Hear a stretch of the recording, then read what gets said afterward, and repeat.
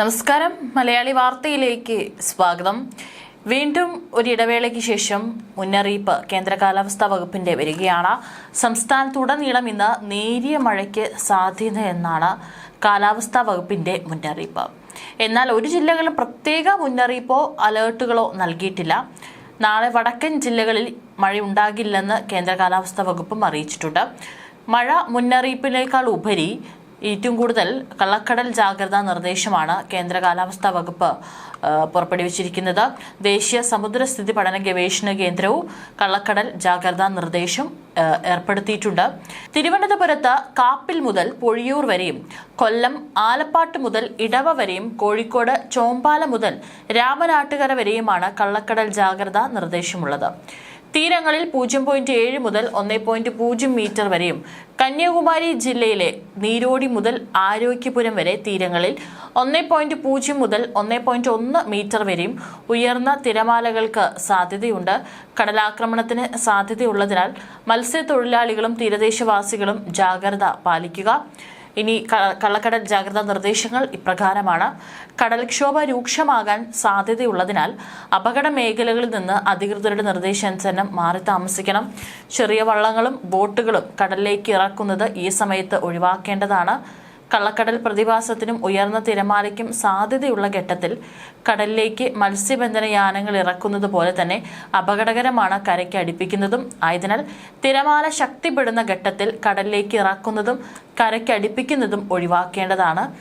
INCOS മുന്നറിയിപ്പ് പിൻവലിക്കുന്നതുവരെ ബീച്ചുകൾ കേന്ദ്രീകരിച്ചുള്ള വിനോദസഞ്ചാരം ഉൾപ്പെടെയുള്ള എല്ലാ പ്രവർത്തനങ്ങളും പൂർണ്ണമായി ഒഴിവാക്കേണ്ടതാണ്. മത്സ്യബന്ധന യാനങ്ങൾ, ബോട്ട്, വള്ളം മുതലായവ ഹാർബറിൽ സുരക്ഷിതമായി കെട്ടിയിട്ട് സൂക്ഷിക്കുക. വള്ളങ്ങൾ തമ്മിൽ സുരക്ഷിത അകലം പാലിക്കുന്നത് കൂട്ടിയിടിച്ചുള്ള അപകട സാധ്യത ഒഴിവാക്കാം. മത്സ്യബന്ധന ഉപകരണങ്ങളുടെ സുരക്ഷ ഉറപ്പാക്കണം.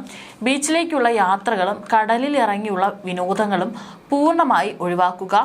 തീരശോഷണത്തിന് സാധ്യതയുള്ളതിനാൽ പ്രത്യേകം ജാഗ്രത പുലർത്തുക.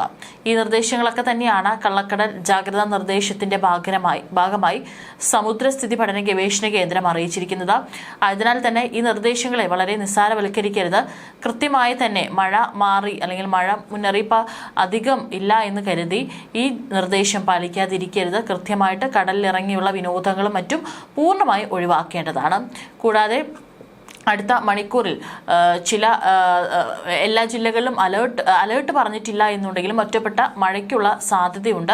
ഇതിൽ തൃശൂർ ജില്ലയിൽ ഇടത്തരം മഴയ്ക്ക് മണിക്കൂറിൽ 40 കിലോമീറ്റർ വരെ വേഗതയിൽ ശക്തമായ കാറ്റിനും, കൊല്ലം, പത്തനംതിട്ട, ആലപ്പുഴ, കോട്ടയം, എറണാകുളം ജില്ലകളിൽ ഒറ്റപ്പെട്ടയിടങ്ങളിൽ ഇടത്തരം മഴയ്ക്കും, തിരുവനന്തപുരം, ഇടുക്കി, പാലക്കാട് ജില്ലകളിൽ ഒറ്റപ്പെട്ടയിടങ്ങളിൽ നേരിയ മഴയ്ക്കും സാധ്യതയുണ്ടെന്നും കേന്ദ്ര കാലാവസ്ഥാ വകുപ്പ് അറിയിച്ചിട്ടുണ്ട്. അതായത് ഈ മേഖലകളിൽ അലേർട്ടുകളൊന്നുമില്ല, പക്ഷേ ഇടത്തരം മഴയ്ക്ക് സാധ്യതയുണ്ടെന്നാണ് അറിയിച്ചിരിക്കുന്നത്. കൂടാതെ തന്നെ ഉരുൾപൊട്ടൽ സാധ്യതാ മേഖലകളിലുള്ളവരും സുരക്ഷിത ഇടങ്ങളിലേക്ക് മാറി താമസിക്കണം. വെള്ളം കയറാൻ സാധ്യതയുള്ള താഴ്ന്ന ഇടങ്ങളിൽ കഴിയുന്നവരും ക്യാമ്പുകളിലേക്ക് മാറണം. അടച്ചുറപ്പില്ലാത്ത വീടുകളിൽ താമസിക്കുന്നവരും ജാഗ്രത പാലിക്കണം. അപകടാവസ്ഥയിലായ മരങ്ങൾ, പോസ്റ്റുകൾ എന്നിവ സുരക്ഷിതമാക്കണം. ശക്തമായ മഴയിൽ നദികളിൽ ഇറങ്ങാൻ പാടില്ല. അത്യാവശ്യമല്ലാത്ത യാത്രകൾ ഒഴിവാക്കണം. കള്ളക്കടൽ പ്രതിഭാസത്തിന്റെ ഭാഗമായി ഇന്ന് രാത്രി 11:30 വരെയാണ് തിരുവനന്തപുരം കാപ്പിൽ മുതൽ പൊഴിയൂർ വരെ, കൊല്ലം ആലപ്പാട് മുതൽ ഇടവ വരെ, കോഴിക്കോട് ചോമ്പാല മുതൽ രാമനാട്ടുകര വരെ ജില്ലകളിലെ തീരങ്ങളിൽ 0.7 മുതൽ 1.0 മീറ്റർ വരെയും, കന്യാകുമാരി ജില്ലയിലെ നീരോടി മുതൽ ആരോഗ്യപുരം വരെ തീരങ്ങളിൽ 1.0 മുതൽ 1.1 മീറ്റർ വരെയും ഉയർന്ന തിരമാലകൾ കാരണം കടലാക്രമണത്തിന് സാധ്യതയുണ്ടെന്ന് ദേശീയ സമുദ്രസ്ഥിതി പഠന ഗവേഷണ കേന്ദ്രം അറിയിച്ചിരിക്കുന്നത്. കടലാക്രമണത്തിന് സാധ്യതയുള്ളതിനാൽ മത്സ്യത്തൊഴിലാളികളും തീരദേശവാസികളും ജാഗ്രത പാലിക്കണമെന്നും അധികൃതർ നിർദ്ദേശം നൽകിയിട്ടുണ്ട്.